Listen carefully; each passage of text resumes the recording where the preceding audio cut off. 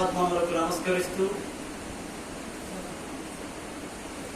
నన్ను అనునిత్యం చైతన్య శిఖరాల్లోకి తీసుకెళ్తున్నటువంటి గురుదేవుడు, సూక్ష్మ రూపంలో ఉన్న గురుదేవుడు, ముకుంద గురుదేవుల యొక్క పాదపద్మములకు నమస్కరిస్తూ, వేదికని అలంకరించినటువంటి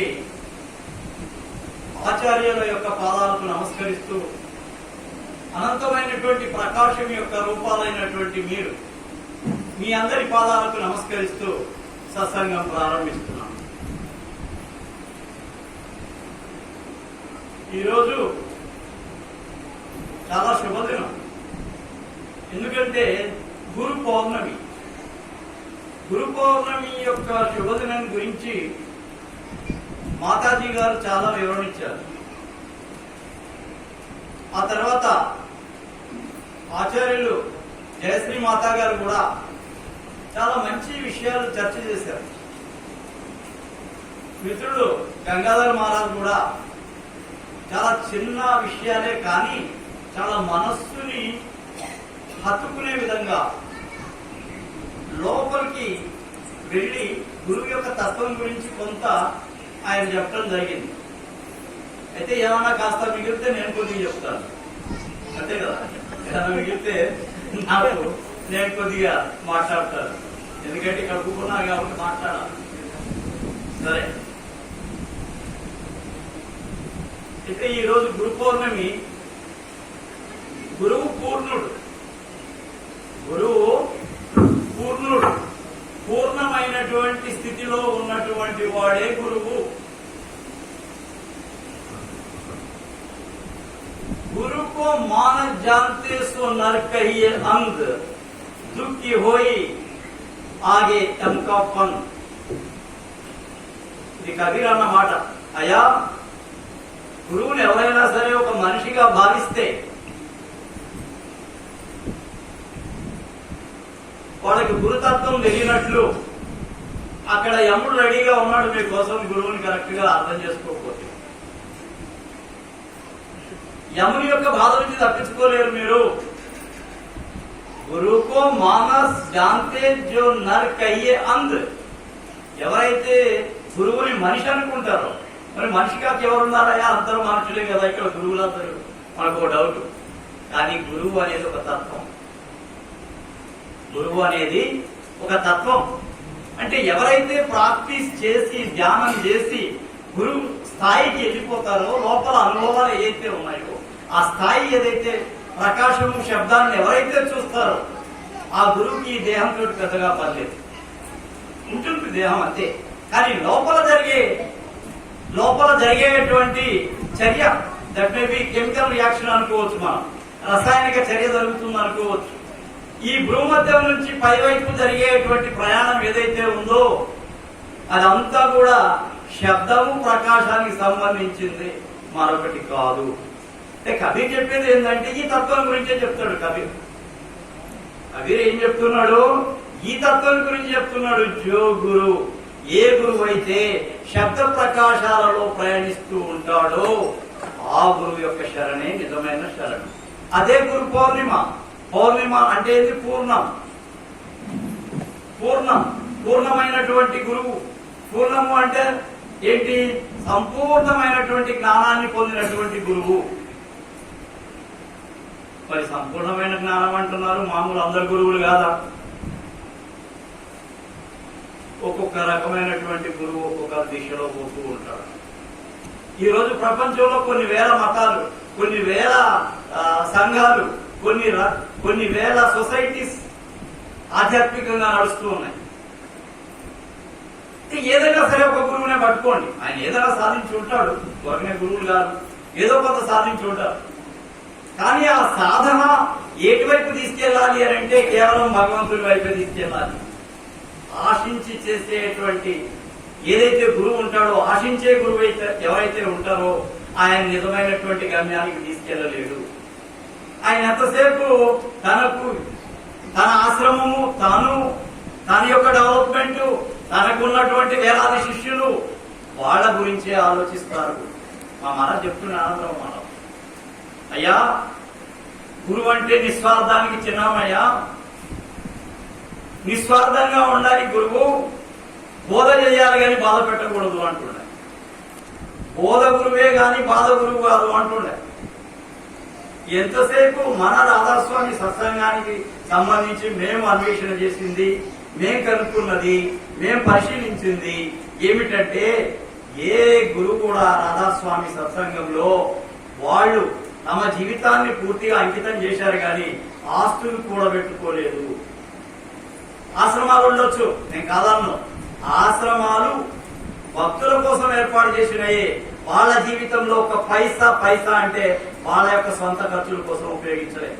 ముకుందరెడ్డి మహారాజ్ కానీ, ఆనందరావు మహారాజ్ కానీ, ఎవరైనా సరే. ఏంటంటే మీరు ఫకీర్ చంద్ మహారాజుని తీసుకోండి, శివరత్లాజీ మహారాజుని తీసుకోండి, ఎవరినన్నా తీసుకోండి, వాళ్ళు తమ స్వార్థం కోసం డబ్బుల్ని ఉపయోగించడం. అయితే ఆశ్రమాలకు ఖర్చు పెట్టి ఉంటారు, ఆశ్రమం కోసం ఖర్చు పెట్టి ఉండదు, అది వేరే విషయం. అదెందుకు? జిజ్ఞాసులైనటువంటి సత్సంగీయుల కోసం. ఇప్పుడు సత్సంగం చేయటం, ఇంతమంది సత్సంగీయులు ఉంటే అందరికీ ఇక్కడ సత్సంగం ఇవ్వబడుతుంది. కానీ కరెక్ట్ గా హృదయంలో తెలుసుకొని పోయేటువంటి స్థితి ఎంతమందికి ఉన్నది అనేది ఒక ప్రశ్న. ఇది ఎప్పుడు మేము ఆనందరావు మహారాజ్ దగ్గర, తర్వాత ముకుందరెడ్డి మహారాజ్ దగ్గర చర్చ చేసేది. వాళ్ళు కూడా అనేది ఎప్పుడు అంత ప్రపంచమే అడుగుతారు. ప్రపంచం తప్పితే వీళ్ళకి ఏం లేదు. ఎంతసేపు కాళ్ళ నొప్పులు, చేతుల నొప్పులు, లేకపోతే తల నొప్పి, లేకపోతే ఆస్తుల గురించి, మరొకటి ఇదే అడుగుతారు. కానీ జ్ఞానం గురించి ఎవరు కూడా అడిగేవాళ్ళు లేరు, సాధన గురించి అడిగేవాళ్ళు లేరు, తమ యొక్క స్థితి గురించి చర్చించే వాళ్ళు లేరు. గురువు దగ్గరకు వచ్చి, మహారాజ్ నాకు ఈ స్థితి ఉంది, నేను ధ్యానంలో ఈ స్థాయిలో ఉన్నాను, ఈ స్థాయి నుంచి పైకి వెళ్ళేటువంటి మార్గం ఏమన్నా మీరు సూచించండి, మీ రేడియేషన్ తోటి, మీ శక్తితోటి మాకు అది ప్రసాదించండి అనేవాళ్ళు ఎవరున్నారు? చాలా మంది ఫోన్లు చేస్తారు. కానీ ఈ మధ్య కొంతమంది మాత్రం చెప్తున్నారు. కొంతమందికి లోపల ప్రకాశం అవుతుంది, కొంతమందికి శబ్దం కూడా వినిపిస్తుంది. నేను అనుకుంటే పర్వాలేదు, మనం ఇన్ని రోజులు కష్టపడుతుంది, కొంతనన్నా సహకరిస్తున్నారు, కొంతనన్నా లోపలికి తీసుకుపోతున్నారు వీళ్ళు అనేది కొంత అర్థమైంది. అయితే అసలు గురు పూర్ణిమ నాడు గురువిచ్చే సందేశం ఏంటనంటే, శిష్యులు బాగుపడాలని, ఆధ్యాత్మికంగా బాగుపడాలని, చాలా ముందు మార్గంలోకి వెళ్ళిపోవాలనే గురువు యొక్క ముఖ్యమైనటువంటి ఉద్దేశం. పూర్ణోజన మహారాజు అంటుండే, పూర్ణం కావాలన్నయ్యా. ఈ 2 రకాల పూర్ణాలు ఉన్నాయి. ఒకటి పూర్తిగా ఖాళీ అయిపోవడం ఒక పూర్ణం, పూర్తిగా ప్రపంచం అంతా కూడా ఏది లోపలికి తీసేసుకోవడం ఒక పూర్ణం. లోపలికి తీసుకోవడం ఏంటంటే సృష్టిని, సృష్టికర్తను ప్రేమించడం. Everything that loves, cosmic love అని చెప్తాడు. కాస్మిక్ లవ్, ప్రపంచంలో భగవంతుడు ఏదైతే సృష్టించాడో ఆ భగవంతుడిని, ఆ సృష్టిని అంతా ప్రేమించాలి. అది పూర్ణం. పూర్తిగా ఖాళీ అయిపోతే పూర్తిగా భగవంతుడే వచ్చి ఉంటాడు. అదొక మార్గం. పూర్తిగా ఖాళీ అయిపోతారా, పూర్తిగా ప్రపంచంలో ఉండేటువంటి ప్రతిదాన్ని ప్రేమిస్తారా? మొత్తం ఈ లోకాంతరాలు, నక్షత్రాలు, ఇవన్నిటినీ కూడా ఈ భగవంతుడు సృష్టించినటువంటి సృష్టి ఏదైతే ఉందో అందరినీ ప్రేమించగలిగితే అప్పుడే డిజైర్లెస్నెస్ స్టేట్ ఏర్పడుతుంది, కోరిక లేని స్థాయి ఏర్పడుతుంది. ఎప్పుడు తెలుస్తుంది మనకు ఆ సంగతి? ఎప్పుడైతే మనం నిజమైనటువంటి మార్గంలోకి పోవాలనుకుంటామో అప్పుడు అందరు ఖాళీ అయిపోతా ఉంటారు, ఎవరు ఉండరు పక్కన. మీరు ఇంకా గమనించండి, కావాలంటే ఎవరు కూడా మీకు, మీ స్నేహితులు గాని, మీ చుట్టాలు గాని, మీకు ఎవరైనా సరే దగ్గర వాళ్ళు గాని, మీరు సాధనలో ముందుకు పోతున్నప్పుడు వాళ్ళు ఎవరు మీకు సహకరించలేదు. ఎందుకంటే వాళ్ళంతా ప్రపంచంలో ఉంటారు. వాళ్ళు ఎవరైతే ఆధ్యాత్మికంగా మనతోటి కలిసి ప్రయాణం చేస్తారో ఆఖరి దాకా ఆయననే గురువు. ఆయననే గురువు. గురువు అంటే ఏంటి? ఆఖరికి కూడా చనిపోయేటప్పుడు కూడా నీతో వచ్చేవాడు కేవలం నీ గురువే. జో నామ్ దేతా ఓ నామ్ ఆతే. जो शब्द आता, जो प्रकाश आता, उसके साथ आप चल जाते। అర్థమవుతుందా? ఎప్పుడైతే ఆ స్థాయిలో ఆఖరికి మనకు మిగిలేది ఎవరు అని అంటే ఆఖరికి ఒక గురువు మాత్రమే మిగులుతాడు. ఆ గురువే మనకు అన్ని చూపించేది గురువే, మనల్ని ఉన్నతమైనటువంటి స్థితికి తీసుకుపోయేది గురువే. కాబట్టి ఆధ్యాత్మిక ప్రపంచంలో గురువు కంటే పెద్ద స్థానం ఏదీ లేదు. మనకి రాధాస్వామిలో ఏమంటారు? గురు నామం, గురు ధ్యానము. ఏంటి? గురు నామము ధ్యానించాలి, గురు రూపాన్ని లోపల భజించాలి. లోపల శబ్దం భజన అంటాం. ఏంది? స్మరణ చేయటం, నామాన్ని ఉచ్చరించడం ఒకటి ఫస్ట్ పాయింట్. రెండోది గురు స్వరూపాన్ని ఈ భూమధ్యంలో నిలుపుకోవటం రెండో పాయింట్. మూడో పాయింట్ ఏంటంటే లోపల ఉండేటువంటి శబ్దాన్ని వినటం మూడో పాయింట్. ఈ మూడింటిని సాధించుకోవడమే మన యొక్క ముఖ్యమైనటువంటి లక్ష్యము. ఈ జీవనానికి వచ్చాం, రాధాస్వామి సత్సంగంలో ఉన్నాము. ఇది ఒక మార్గము, ఇదేమి ఇప్పటి మార్గం కాదు. ఇది చాలా పురాతనమైంది, చాలా పురాతనమైంది. ఇది నాద బిందోపనిషత్ అనే ఉపనిషత్తుల్లో ఉంది. నాద బిందోపనిషత్ నీ యొక్క పూర్తి స్థాయిలో ఉండేటువంటి శక్తిని అంతా కూడా ఇక్కడ ఒక బిందు రూపంలో, ప్రకాశం రూపంలో చూడటం అనేది ఫస్ట్ నుంచి కూడా ఎప్పుడో ఉపనిషత్తుల కాలం వాటిదే. దాన్ని మళ్ళీ బయటకు తీసుకొచ్చారు స్వామీజీ మహారాజ్. స్వామీజీ మహారాజ్ దాన్ని తర్వాత బయటకు తీసుకొచ్చాడు 1818లో. 1861లో మొదట ఆయన సత్సంగం చేశాడు. అప్పటి నుంచి దీని యొక్క ప్రచారం ఎక్కువైపోయింది. ఆ మధ్యకాలంలో కూడా జరిగి ఉండొచ్చు, కానీ ఇంత ప్రచారం అనేది రాధాస్వామి సత్సంగానికి అప్పుడు జరగదు. దీన్ని సంత్ మతం అంటాం. దీన్ని ఏమంటాం? సంత్ మతం, కబీర్ మతం, నానక్ మతం. మీరు ఏదన్నా అనుకోండి, ఏ చేసినా ఈ భూమధ్యంలో సాధన ఇది. మీ మొత్తం శక్తిని అంతా తీసుకొచ్చి ఈ భూమధ్యంలో నిలిపితే, యేసుక్రీస్తు కూడా అంటాడు, అయ్యా రెండు కాళ్ళ యొక్క శక్తిని ఈ భూమధ్యంలోకి తీసుకొచ్చి ఇక్కడ నిలిపితే నీ శరీరం అంతా కూడా ప్రకాశం అవుతుంది. బైబిల్ ఎవరైనా చదివినట్టుంటే తెలుస్తుంది. ఆయన చెప్పింది అది వాస్తవం. ఎందుకంటే ఇక్కడ సాధన చేసినప్పుడు ప్రకాశం, శబ్దం అనేది వస్తాయి. కాబట్టి ఈ రెండింటిని ఇక్కడికి తీసుకురావటమే ఈ గురువు చేసే పని. గురువు మీకు నామదాలు ఇస్తున్నాడు అని అంటే దాని అర్థం ఏందనుకుంటున్నారు? భూమధ్యంలో టచ్ చేయటం అంటే ఏంది? అక్కడ ఎందుకు ముట్టుకుంటాడు? ఈ భూమధ్యంలోనే ఆగ్నేయ చక్రం ఉంది, అక్కడే దాన్ని స్పర్శ చేయడంలో ఉద్దేశం ఏంటంటే అది గనక అలేకనైతే, అది గనక మేల్కొన్నట్లయితే, నిజమైనటువంటి గురుభక్తి మీకు ఉన్నట్లయితే అది మేల్కొంటుంది. లేకపోతే నువ్వు ఎంత చేసినా దాడే పొద్దుందాకా ఆ మాటలు ఈ మాటలు చెప్పేసి 10 అబద్ధాలు చెప్పేసి 10 మందితోటి ఓ నేను మహాభారతం తెలుసు, రామాయణం తెలుసు, 5 నో, ఇవన్నీ ఏం పని చెయ్యవు. ఇది కేవలం గురువు చెప్పినటువంటి విషయాన్ని 100% ఆచరించినప్పుడు మీకు తప్పకుండా దాని యొక్క ఫలితం వస్తుంది. కొన్ని కర్మలు అడ్డం రావచ్చు. గురువు యొక్క అనంతమైనటువంటి స్థితిలో, ప్రకాశం యొక్క స్థితిలో ఉన్నటువంటి గురువు దగ్గరకు పోయి ఆయన ముందుగా కూర్చుంటే నీ కర్మలు క్లియర్ అయిపోతాయి, ఒక దారి ఏర్పడుతుంది దానికి. కాబట్టి దీన్ని రేడియేషన్ అంటాం. మా వెంకన్న అంటాడు అప్పుడప్పుడు, కామారెడ్డి వెంకన్న, మహారాజ్ ఇట్లా నేను మీకు ఫోన్ చేయబోతున్నా అంతట్లో మీ ఫోన్ వచ్చింది అంటాడు. నేనన్నా వెంకన్న ఇదంతా సహజమేనయ్యా, దాంట్లో పెద్ద ఆశ్చర్యం ఏం లేదు. ఎందుకంటే ఒక గురువుని పూర్తిగా నమ్ముకున్నప్పుడు ఆ రేడియేషన్ ప్రభావం అనేది ఉంటుంది, అది ఆటోమేటిక్ గా చేరుతుంది అక్కడ. ఇది పెద్ద ఆశ్చర్యకరమైన విషయం కాదు, ఏ గురువు అయినా చెప్తాడు. ఎందుకనంటే మీకు నిజమైనటువంటి భక్తి కనుక ఉన్నట్లయితే గురువులో ఉండే ఆలోచనలు మీకు చేరుతాయి, మీలో ఉండే ఆలోచనలు గురువుకి చేరుతాయి.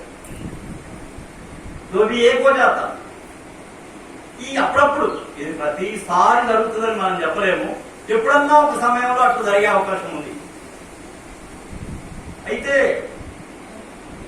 ఏది ఏమైనప్పటికీ కూడా సంపూర్ణమైనటువంటి శరణాగతితోటి గనక మనము గురువుని సేవించినట్లయితే, గురువు యొక్క ఆజ్ఞాకారి అయినట్లయితే, గురువుని ఎప్పుడు దర్శిస్తూ ఉండి ఆయనలో వచ్చేటువంటి రేడియేషన్ తీసుకోగలిగినట్లయితే మీకు తొందరగా లోపల ఉండేటువంటి చైతన్య శక్తి మేల్కొంటుంది. చైతన్య శక్తి మేల్కోవాలి అంతే. చైతన్య శక్తి మేల్కోవాలంటే ఎంతో గురుభక్తి అవసరం, అచంచలమైనటువంటి గురుభక్తి అవసరం. ఇప్పుడు మా గంగాధర మహారాజ్ చెప్పాడు, అయ్యా నా దగ్గరకు వస్తారు, నీ దగ్గరకు వస్తారు, అందరి దగ్గరకు వస్తారు, వీళ్ళు పోయి మళ్ళా 10 మంది దగ్గర గురువు దగ్గర పాదాభివందనం చేస్తారు. ఏమన్నా ఫలితం ఉంటుందా దానివల్ల? మీరు ఒక బావి తోడాలనుకుంటారు, ఇక్కడ కొద్దిగా తోడి ఇక్కడ నీళ్ళు వెళ్ళలేదు, ఇంకో దగ్గర తోడి ఇంకో నీళ్ళు వెళ్ళలేదు, ఇట్లా ఒక 10 సార్లు తోడలేదు అనుకో, ఏమవుతాయి? నీళ్ళు వెళ్తాయా? నీళ్ళు వస్తాయా? రావు. ఒకటే దగ్గర అదే లోతు వెనక తీస్తూ పోతే నీళ్లు కింద దొరుకుతాయి. అందుకనే ఒక్క రోజు 2 రోజుల్లో ఏది ఎవరికి సాధ్యం కాదు. నిరంతరమైన ప్రయత్నం ఇది. ఆ గురువు వల్ల లాభం కావచ్చు, కాకపోవచ్చు, కానీ నష్టం మాత్రం జరగదు. ఒకటి గుర్తుపెట్టుకోండి, గురువుని సంపూర్ణంగా గనక మీరు నమ్మినట్లయితే మీకు ఎప్పుడు కూడా నష్టం జరగదు. గురువు యొక్క ఆశీర్వాదం మీకు ఉంటుంది. కాబట్టి గురువు చెప్పింది మీరు ఫాలో కావాలి, దాన్ని ఆచరించాలి. ఇప్పుడు నేను చెప్తున్నా కదా, మీరు అబద్ధాలు ఆడకుండా కనుక ఒక 6 నెలలు ఉన్నట్లయితే మీ నాలుకకు శక్తి వస్తుంది. మీరు ఏమి చెడు వినకుండా గనక కేవలం మంచి భజనలు గనక వింటూ ఉన్నట్లయితే మీ చెవులకు కూడా కొంత శక్తి వస్తుంది. ఇవన్నీ ప్రాక్టికల్ గా అనుభవించి చెప్పినాయి, మహాత్ములు చెప్పినాయి, మనం చెప్పేటి కాదు. మనం ఆచరించి చూసుకోవాలంతే. ఇది ట్రూ ఆర్ నాట్, ఇది సత్యమా కాదా అనేది మనంతటా మనము ప్రయత్నం చేసుకొని ప్రశ్నించుకొని పరిశోధించుకొని ఫలితాన్ని అనుభవించాలి. అనుభవిస్తేనే నిజమైంది. ఏం లాభం? అనుభవించింది ఏం చెప్తే కూడా ఏం లాభం లేదు కదా. అబద్ధాలు ఆడొద్దాయా అని చెప్తాం, 10 అబద్ధాలు ఆడిన తర్వాత మహారాజ్ నాకేం కావట్లేదు మహారాజ్, ఎట్లయితే అది నిన్ను పడుకో. మహారాజ్ ఏం చేయగలుగుతాడు? ఒక చెప్తాడు, అయ్యా ఇదిగో నువ్వు నమ్మితే పూర్తిగా ఒక గురువు నమ్ము, ఆ గురువు ఎమ్మటే ఉండు, ఆ గురువుతోటే ప్రపంచం నీకు అంతా ఆయనే అనుకో. ఇప్పుడు మేము ఆనందరావు మహారాజును పట్టుకున్నాం, ఎవరన్నా నిలిచినామా? అక్కడ పకీర్చంద్ మహారాజు కానీ, దాతాదయాలు కానీ, శూన్యోజీ మహారాజు కానీ ఎవరన్నా రాని, మేము ఎవరిని కూడా లెక్క చేయము. మాకు ఆనందరావు మహారాజు పై మనకి ఆయన తర్వాత ఎవరు? ఆయన తర్వాత మనకు పూర్తిగా అవగాహన చేసినటువంటి గురువు ముకుంద రెడ్డి మహారాజు. ఆయన తర్వాత మాకు కూడా చెప్పిండు, ఆనందరావు మహారాజు ఏం చెప్పిండంటే, అయ్యా నా తర్వాత మీరు మొత్తం కూడా నా గురించి చెప్పిండు. నువ్వు ముకుందరెడ్డి మహారాజు ద్వారానే మీ యొక్క ప్రపంచాన్ని పరమార్థాన్ని మీరు కొనసాగించాలి అంటే నా యొక్క శక్తిని ఆయనకు దారపోశారనే కదా అక్కడ చెప్పడం. నాలో ఉండే శక్తిని ఆయనకి ఇచ్చాను, ఆయన ద్వారానే మీరు ఈ పనులు చేసుకోండి అని చెప్తున్నాడు గురువు. చెప్పాడు, అట్లా చెప్పాడు కాబట్టి మేము ఆయన వదలలేదు. మా గురువాజ్ఞని ఎప్పుడు కూడా మేము తిరస్కరించలేదు. ముకుందరెడ్డి మహారాజ్ తిరస్కరించలేదు, మేము కూడా తిరస్కరించలేదు. ఆయన చెప్పిందే ఫాలో అయినాం 100% మేము ఉత్తరాలు రాసేది మహారాజు కాళేశ్వరరావు మహారాజుకి. మా పర్సనల్ విషయాలు ఉండేవి కావు, మా ధ్యానం గురించే రాసేవాడు. ఆయన అక్కడి నుంచి ఆశీర్వాదం ఇచ్చేవాడు. ఆయన ఉత్తరం రాసేవాడు. ఉత్తరం రాస్తే ఉత్తరానికి జవాబు వస్తుండే. ఏంటంటే మనకుండేటువంటి సాధన మనకి ఎట్లా జరుగుతుంది లోపల అనే విషయం కనుక రాస్తే ఆయన తప్పకుండా దానికి జవాబు ఇచ్చేది. అట్లాంటి గురువులు ఏంసేపు ప్రపంచం గురించి, ఆస్తుల గురించి, లేకపోతే ఏమన్నా కాంపిటీషన్, వాళ్ళకి ఎంతుంది మనకి ఎంతుంది, మనం ఇంకా ఎక్కువ, దీని వలన కష్టమే గాని ఎక్కడా కూడా దుఃఖమే గాని మరొకటి కాదు. ఎప్పుడు దుఃఖాన్ని కొని తెచ్చుకోవడమే మన పని. ఈ రోజున అంటున్నా కదా, చాలా డబ్బులు ఎక్కువైపోతే దుఃఖం వస్తుంది. ఆ డబ్బుల్లో న్యాయం ఉండదు. డబ్బులు మనం సంపాదించే డబ్బులు ప్రతి ఒక్క రూపాయి కూడా నిజాయితీతోటి కనుక సంపాదించినట్లయితే ఆ ఇల్లు చాలా సుఖంగా ఉంటుంది. ఒక 1000 రూపాయలు వచ్చుగాక మనకి ప్రాబ్లం లేదు. ఆ 1000 రూపాయల్లో పిల్లలకి పెట్టుకోగలిగి ఆ సంసారం నడుపుకుంటే ఆ కుటుంబం చాలా సుఖంగా, శాంతిగా, ఆనందంగా ఉండదు. మనకి అలాంటి జీవితం కావాలన్నా, లేకపోతే ఎప్పుడు కోట్ల రూపాయలుండి ఆ కోట్లు చుట్టూ తిరిగి ఆ రాజకీయ నాయకులతో గొడవ, కబ్జాలు, కథలు, వీటితోటి లాభం. ఏది కావాలి మనకి? ఏది కావాలి? మనం ఆలోచించినట్లయితే మన గురువు చెప్పేది 100% కరెక్ట్. దాన్ని ఫాలో కావాలి మనం అని చెప్పి. మన గురువు ఏం చెప్పిండు? ఆప్కమాకి కావు, అయ్యా నువ్వు కష్టపడి సంపాదించి నీ కుటుంబానికి పెట్టు, నీకు చేత అయితే దాంట్లో నుంచి 1 రూపాయి దానం చేయి, తప్పలేదు. నీ 1 రూపాయి వాడు కోట్ల రూపాయలు సంపాదించడం అన్యాయంగా, వాడు కోట్లు ఇచ్చినా కానీ నీ రూపాయే విలువైంది. అర్థమైందా? ఎవరున్నాయి పటేల్, నువ్వు ఎన్నోసార్లు ఫోన్ చేస్తావు, మన నా పోమంటావు, మిమ్మల్ని అడిగే నేను అమ్ముతా అంటావు, లేకపోతే మిమ్మల్ని అడిగే విత్తనాలు పోస్తానంటావు. అంటే నీ విశ్వాసం నేను ఒప్పుకుంటా. కానీ అదే టైంలో నీ పొలాన్ని ఎట్లయితే పెంచుకోవాలనుకుంటున్నావో గురుభక్తిని కూడా అట్లా పెంచు. గురుభక్తిని కూడా అట్లనే పెంచాలా. గురువు అంటే కేవలం నీ పంట పండియటం లేకపోతే ఆశీర్వాదం వేయటం కాదు. అక్కడ గురువు అంటే నీలో చైతన్య శక్తిని డెవలప్ చేసేటువంటి వాడు, చైతన్య శక్తిని మేల్కొల్పి నిన్ను ఒక గొప్ప మానవుడిగా తీర్చిదిద్దేటువంటి వాడే గురువు. ఎందుకు ప్రత్యక్షం మానవ మందిరం పెట్టిండు? మానవ మందిరం అనేది పెట్టిండు ఆయన. ఎందుకు పెట్టిండంటే అరే వీళ్ళంతా కూడా వీళ్ళలో ఒక మానవ లక్షణం కూడా లేదు, ఒక ధర్మం లేదు, ఒక నీతి లేదు, ఒక ప్రేమ లేదు, వీళ్ళు అసలు మానవులుగా జీవించేటువంటి విధానంలో లేరు. కాబట్టి వీళ్ళందరూ కూడా ఒక మంచి మానవులుగా మారాలి. ముందు సత్సంగం కంటే ముందు మానవుడుగా మారిన తర్వాత, నిజమైనటువంటి మానవుడుగా వ్యవహరించిన తర్వాత నీకు ఇవన్నీ చాలా ఈజీగా లోపలికి వెళ్ళిపోతా ఉంటాయి. గురువు చెప్పేది ఎట్లా వెళ్ళిపోతుంది? డైరెక్ట్ గా వెళ్ళిపోతా ఉంటది. కొన్ని రోజుల్లోని ఈ మానవ ధర్మాన్ని కరెక్ట్ గా ఆచరించే వాళ్లకు కొన్ని రోజుల్లోనే ఏం జరుగుతుంది? లోపల ఒక తపన స్టార్ట్ అవుతుంది. తపన ఎప్పుడైతే తపన స్టార్ట్ అవుతుందో అది తపస్సు. అంతర్వాహిని గారు తపస్సు అంటే ఏందో తెలుసా? తపన పడటమే తపస్సు.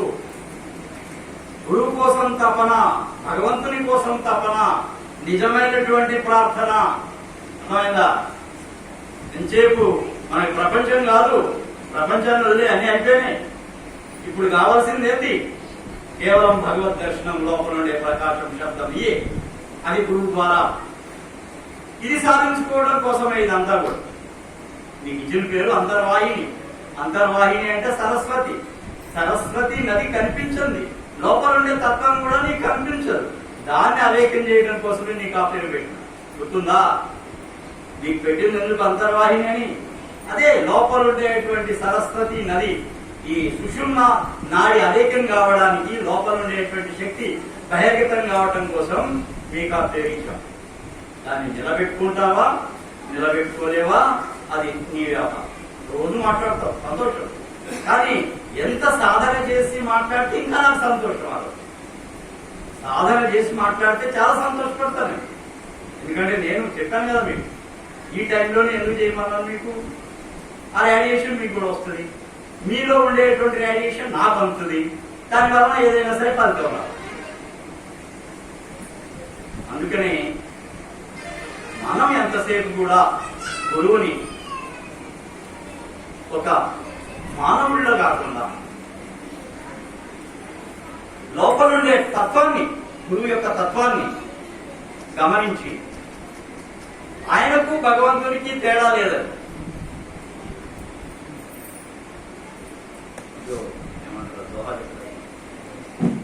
गुरु गोविंद दोनों खड़े कह के लागू, दोनों खड़े किसको करो नमन काके लागू पाए बलिहारी गुरुदेव. यस, बलिहारी गुरुदेव.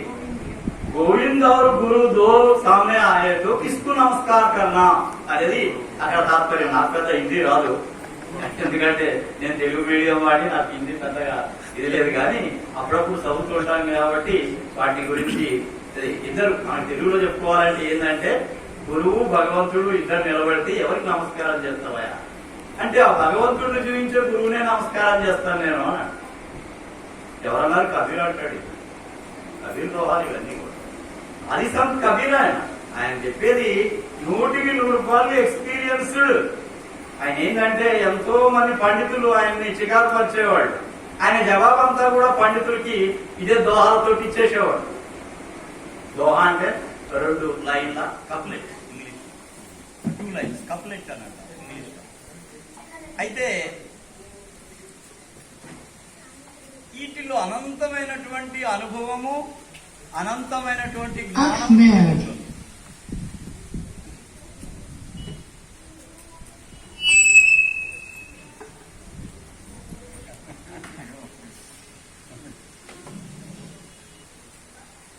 అయితే మనం చేయాల్సిన పని ఏంటంటే గురువుని ఎన్నుకోవడము అని మా మహారాజు గారు చెప్పారు. గురువుని ఎన్నుకోవడం. అయ్యా నీ కర్మ బాగుంటే ఆ గురువన్నా నీ దగ్గరకు వస్తాడు, లేకపోతే నీకు ఆటోమేటిక్ గా ఎక్కడైనా సరే ఆ గురువు కలుస్తాడు. కబీర్ మహారాజ్ గురువుని వెతుక్కోవటం కోసం కాశీ నగరంలో ఏం చేశాడు? రామానందుడు అనే ఒక రామభక్తుడు ఉండే, ఆయన గొప్ప గురువు ఉండే. ఆయన్ని పొందడం కోసం ఒక మనసులో వచ్చింది, ఆ గురువు కావాలా, గురువు లేకపోతే మనకి పరమార్థంలో మనం పూర్తి స్థాయికి వెళ్ళలేము, కాబట్టి మన జీవితం పరమార్థం వైపు నడవాలంటే గురువు కావాలి. అయితే ఆ గురువు కోసం ఏం చేసిండు ఆయన?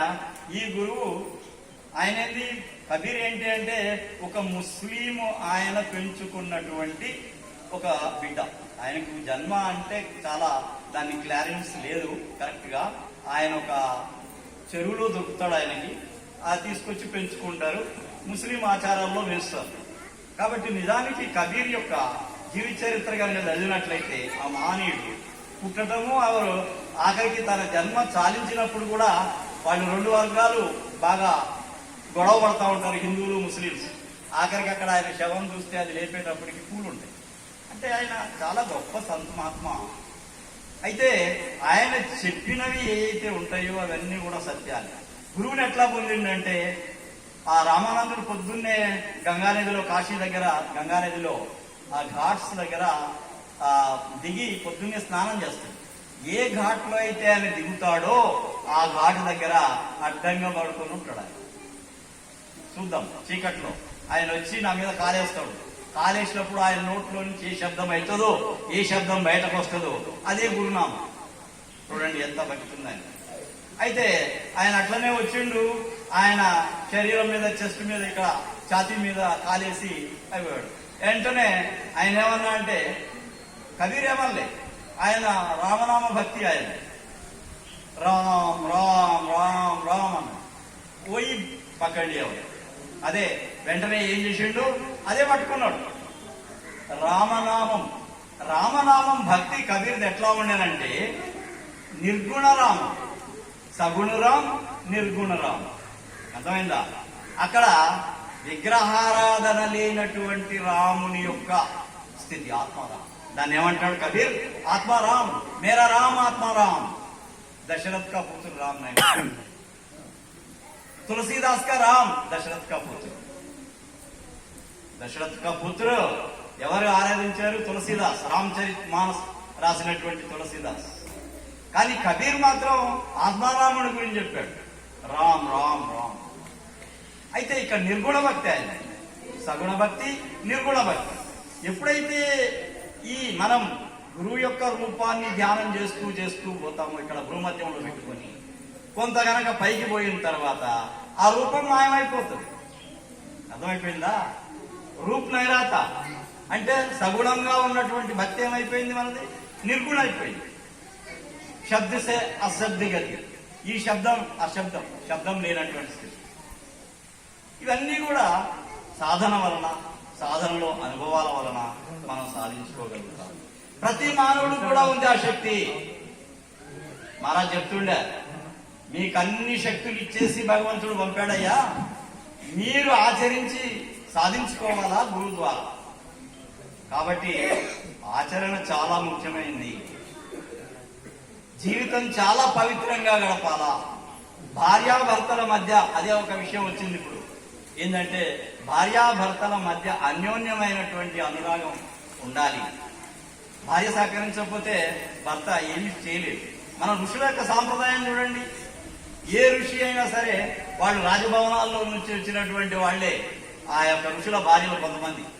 వాళ్ళు ఇక్కడ పరిచర్యలు చేయటం ఎట్లా చేసేవాళ్ళు అంటే, ఆయన పడుకొని ఎప్పుడు లేస్తాడా, ఎప్పుడు ఆహారం ఇద్దామా, మంచినీళ్ళు ఇద్దామా, అట్లనే నిలబడి వాళ్ళు సేవలు చేసేవాడు. అంటే ఆ గురుభక్తి వాళ్ళ మధ్య ఉండేటువంటి, ఆయన తప చేసుకునేవాడు. అవసరాలు తీర్చడానికి ఇక్కడ భార్య ఉండేది. భార్య అవసరాలు తీరుస్తూ ఆయనకు పాలసేవ చేసుకుంటూ ఆయన యొక్క ధర్మానికి, ఆయన యొక్క జ్ఞానానికి, ఆయన యొక్క తపస్సుకి పూర్తిగా సహకరించేటువంటి స్థితి పూర్వకాలంలో మన యొక్క సనాతన ధర్మంలో మన ఋషులు, ఇప్పుడు మాతాజీ చెప్పారు కదా, కర్దమ మహర్షి, తర్వాత కపిల మహర్షి, వీళ్ళు చాలా గొప్ప వాళ్ళు, ఏం తక్కువ కాదు వాళ్ళు. వీళ్ళు చెప్పినటువంటిది ఏది కొద్దిగా మనం ఫాలో అయినా సరే పట్టుకుంటే చాలు, చాలా గొప్ప విషయాలు చెప్తారు. చాలా గొప్ప విషయాలు ఆచరణలోనే ఉంది. మనకంతా బాగానే ఉంటుంది కానీ ఆచరణ కాదు. ఆచరణలో కూడా నిజమైన భక్తి ఉండాలి. నిజమైన భక్తి ఉన్నప్పుడు నిజమైనటువంటి జ్ఞానం అనేది లోపలికి ప్రవేశిస్తుంది. గురువు ఏదైతే చెప్తాడో అది డైరెక్ట్ గా హృదయంలోకి వెళ్ళిపోతా ఉంటుంది.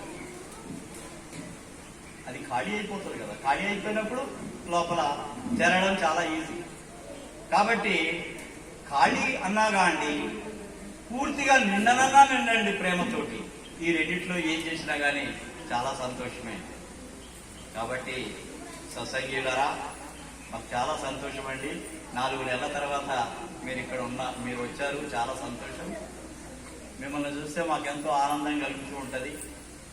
ఇది మా ప్రగతికి, మీ ప్రగతికి, అందరి ప్రగతికి ఇది ఉపయోగపడాలనే మా ఆకాంక్ష.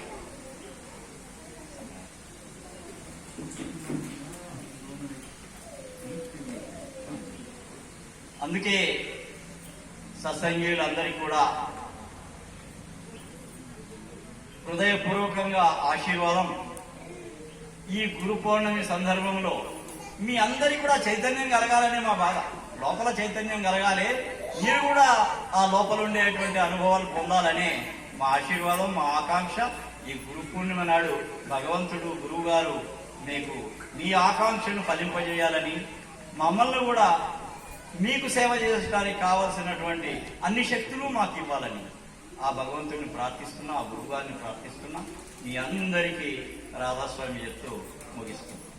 రాధాస్వామి.